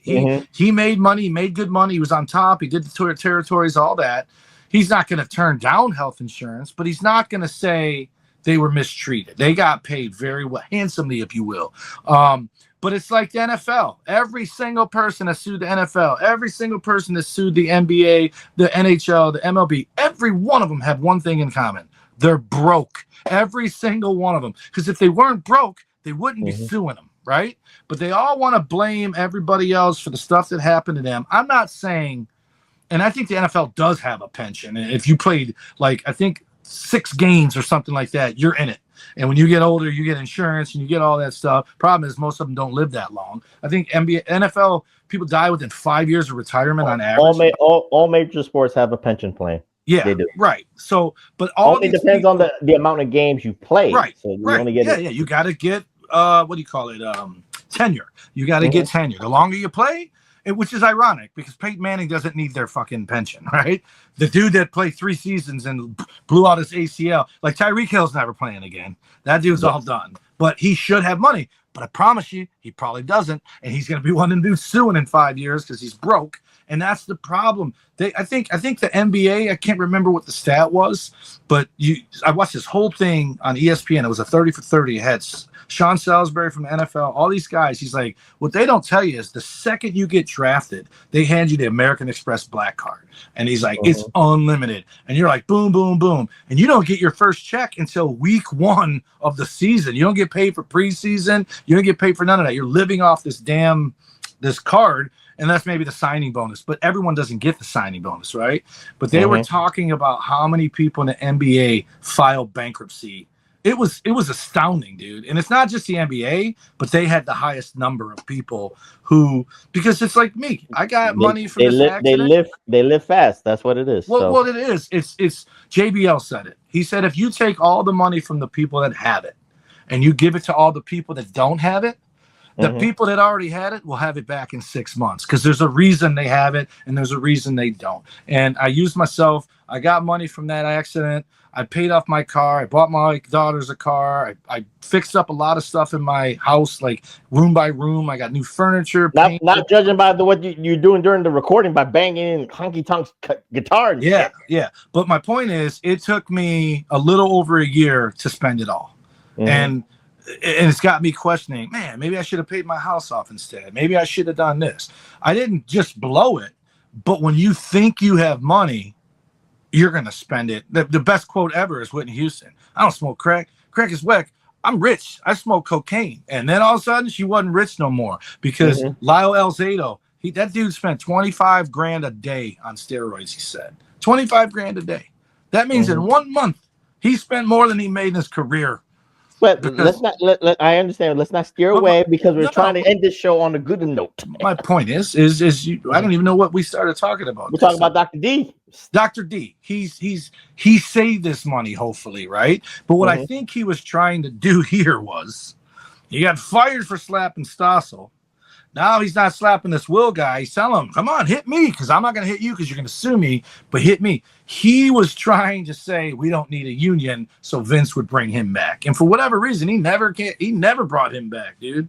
He never brought him at all. Well, like I said, I don't remember him even in WWE, even if he claimed it. He used to wrestle Hogan. Before that John Stossel stuff, he was in WWE. No, I'm talking about the guy with the black hair. No. I'm saying Dr. D was trying to get brought back into the fold by being anti-union or whatever. Hogan brought Dr. D to the WWE. So, I think they brought him back once, but it didn't last long. But it wasn't like major stuff. Like it was probably USA Network Primetime Wrestling I saw him. But at the end of the day, man, it's just, I think my personal opinion is now, I thought about this today, ironically, TKO, they're printing money, right? I think I get the independent contractor. Guys like me, if you go in there and do jobs, you get paid, you sign the form, you whatever. But if you sign a 3-year deal, a 5-year deal, all that shit, it should come with medical. You should get medical while you're there. If they're going to add on injury time to your contract at the end of it, but not take care of you while you're injured, that's not fair. That's you know what I mean? So like you said, you sign a contract, that's what is part of you. Right. If you get a lawyer, to agree on that, on certain parameters, that's what it is. But I just think TKO right now should come out and say, starting now, from now on, if you sign a contract with us for any length of time, whether it's 1 year, 2 year, 5, 10, you will have TKO health insurance for the entire thing. They want to lowball WWE wrestlers like they do with UFC wrestlers. So it's coming. Dude, UFC wrestlers, they get paid $250 a match, and that's the low. Not all of them. No, the winner, and then loser. The gets winner 60. first, depending on the card and all that shit is. Well, you know what I found out about reality TV? What? They get a fucking whatever the They get a stipend.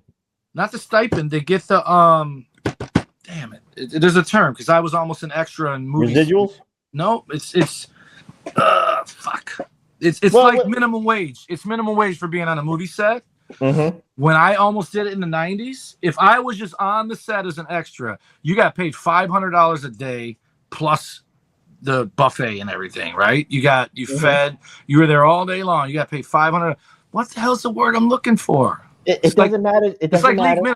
So when you go on Survivor, if you make it 30 days, you made $500 a day every day that you were on there. Because I used to ask myself, how do you leave your job and go there for 2 months? That's only if you have a SAG card. If you have a SAG card, then you get a certain amount. No, that's what I'm telling you. Even without the SAG card, you have to get the minimum. It's the law. Because again, I got guys. Libido, my buddy. We're going off till here because again, we want to end this on the note. I'm saying that TKO should do the right thing. Yeah. Tony Khan, I don't know that he's financially able to do health insurance because whether they want to admit or not, they're not making money. But here's what I want to end with before you end me. All these guys we're talking about that are shitty to the business, shitty to the wrestlers, asking to get their asses beat. There should be a Mount Rushmore. I know for sure 3 of them. You can probably add one. And I'm not saying Bill Apter because he's in the business. He doesn't. I'm talking about outside looking in. The 3 guys who are always awesome to the wrestling business are Arsenio Hall, Robert Downey Jr., and you mean Morton Downey Jr. Morton Downey, whatever the fuck. Morton, I call him that every time. And number 1 is Regis. Those 3 guys, they absolutely loved it. They embraced it when they came on there. Arsenio would sell for those guys. He would sell for Macho Man all the time. He would sell for all these guys. Regis would sell for everybody. And Robert Downey Jr. was kind of like a Piper. He was antagonist, but he was loving Morton. God damn it. Morton Downey Jr. Not Dr. Doom. But those three guys, and I'm sure you can add a fourth. Well, the fourth you add today, Chris Van Vliet. He's Chris Van Vliet. I'm talking about people that were something outside of wrestling, welcoming wrestling in. Chris Van Vliet is a wrestling. He's a Hollywood. He was a Hollywood reporter. Oh, was he? Yeah, he did that part first, and then got his niche. Ariel Helwani is a sports journalist right now. He's on ESPN. He works for ESPN. He covered hockey, NHL. Right. For Toronto, I believe. It goes both ways to the like you. Yeah. No, shut up. It's the new fall season. But anyway, from today to yesteryear, you got respectable journalists and respectable interviewers, and now the dick interviewers is John Stossel. The dick interviewer could have been Armin Katayan. The dick interviewer could have been Bill Maher. So it goes both ways, and don't shut up about that part. So with that being said, we close on the new fall season premiere of the PWR podcast here at the Hameen Media Group at podbeam.com. And again, I just keep you on your toes. I don't know. We're recording this later into the week, so now I gotta prepare. I gotta do double duty because TW, with the anal bleaching and then the girlfriend time and all that stuff, I gotta find time to do certain shows. So I'll keep you on your toes. So TW, give out those socials so we can finally get out of here. Alrighty, you can follow us when the Pro Wrestling Coalition Network sponsors us at PWC Network at podbean.com, where you can also find Hameen Media Group at podbean.com, and HMG is at channelattitude.com. Our show on X is at PW Reflection. Nuts and Volts PW is where you can hit up Travis Volts and maybe ask him to make a guest appearance someday at Nuts and Volts PW. Big Ray is all over the internet, including Grindr at Big Ray Hernandez, and he's live every Wednesday. Next Level podcast on YouTube, and the Raw recap on Tuesdays on YouTube. You can find me on X and Instagram at TommyWonder19, Snapchat #Wonder, Facebook.com/TommyWonder, and my other X and TikTok are at the Tommy Wonder. And Big Vito and Noel can be found at Big Vito Brand on TikTok. You don't stop.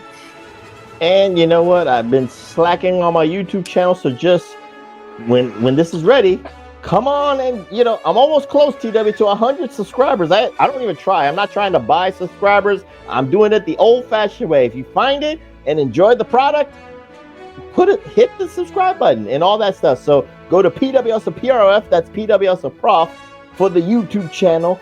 And follow me on my Twitter at the same thing, PWS PROF, where I will share Big Ray's link. It sounds gay when I say that, but when I share Big Ray's link of the video on my Twitter and all that stuff. So with that being said, I'm the professor. That's Mr. Wonderful, the solo universal idiot himself, and the undisputed, undeniable Detroit Rock City Universal Heavyweight Champion of the world. Woo! Tommy Wonder saying good night, and we'll see you next time here at the PWR podcast at the Hameen Media Group at podbeam.com. Peace. It's almost time for Christmas movie season. It's all fake, Meatball. It's all fake. Meatball.